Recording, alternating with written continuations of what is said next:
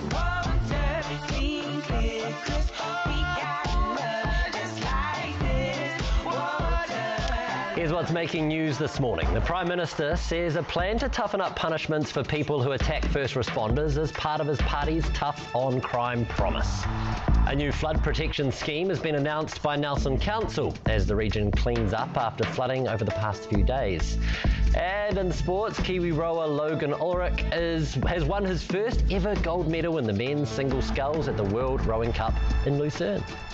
Thanks, Lucas. 16 minutes past 8. It's common knowledge that New Zealand is known for its rugby, right? But now there's a new version of the game underwater. That's right, underwater rugby. You'll need a ball, hoop and some togs. For more on this water sport, we're joined by some players, Samantha Marshall and Callum Fitz. Good morning to the both of you. Morning. Okay, you have to explain this to me. So obviously it's rugby, but it's played underwater. So Samantha, just give me a breakdown. How does it work?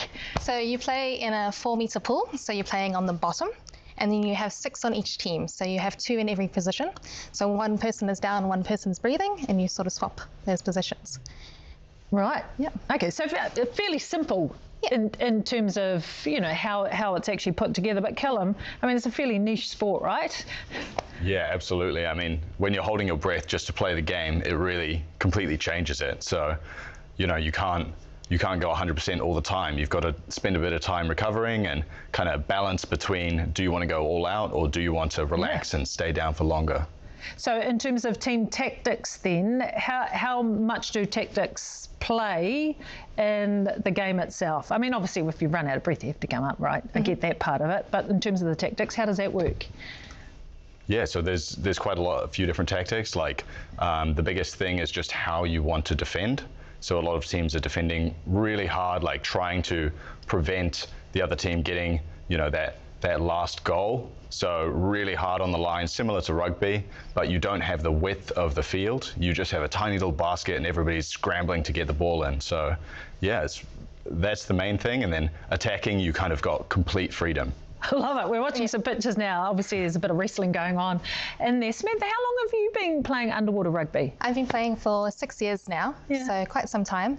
I got into it because I was trying out underwater hockey, and then I got recruited to play rugby, and I just loved playing in that deep pool because it gives you this whole 360 environment. So you're worrying about people tackling you from above, below, side to side. Yes, of course. It's not just in front of you. Yeah, good point. Callum, what about you? How long have you been playing?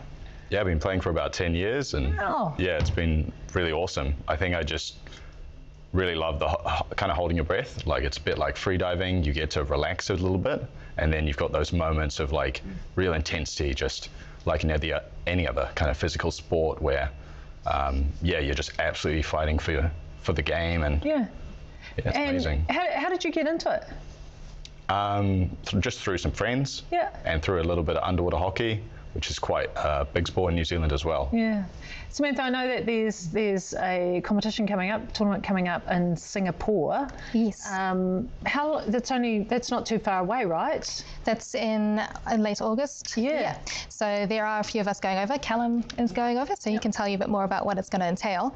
But I think we're combining a team with Australia, so we can go over and it'll be the first Asian tournament, which is very exciting. Yeah, how exciting is that actually, Callum, to be heading overseas to play a game that you obviously love? Yeah, it's amazing. And it's really the only way we can play at the moment. Heading overseas and, can only do it a few times a year because it's expensive, but Singapore's going to be awesome. We've got a team from China coming, which is the first time we've ever seen them. So it's amazing to have a new team in there and just keep growing the sport and growing the community. How many teams actually play this in New Zealand? Do you know what the stats are? We've only got one team in New Zealand so far, so there's about 20 of us who play. Right, got you. Yeah, but we'd love to see more teams. So if anywhere else, any other cities want to start up, we can come down and teach you how to play. Yeah. There's the hope, potential for you also to host maybe a tournament next year. Obviously that's going to entail getting overseas Yes. teams here. but also potential for more New Zealand teams as Yeah. well, right? So how much work is going into that? Well, we're hoping to set up a tournament in January, February. So we should have enough for 2 New Zealand teams at the moment, but we'd love to get a women's team together so we can have a women's competition alongside.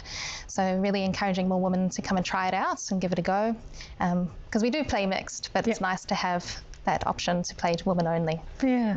So, Callum, what would you say to people who are watching this who go, oh, actually, this sounds quite good, sounds like a bit of me, I wouldn't mind giving it a go? What would you say to them? Yeah, definitely. Just come down, give it a try, or get in touch and we'll try and come to you, because we'd love to get anybody from New Zealand involved. You know, if you want to set up a game at your local pool, like, we'll absolutely make that happen. Is there somewhere where people can get more information about it? We have a Facebook page, Instagram. We've also got a website now. So just get in contact or just turn up at Glenfield Pool on a Wednesday or a Sunday. Love it. Callum, just before we wrap things up, heading across to that tournament in Singapore in August, what's the hope, what's the aim for the team heading over there?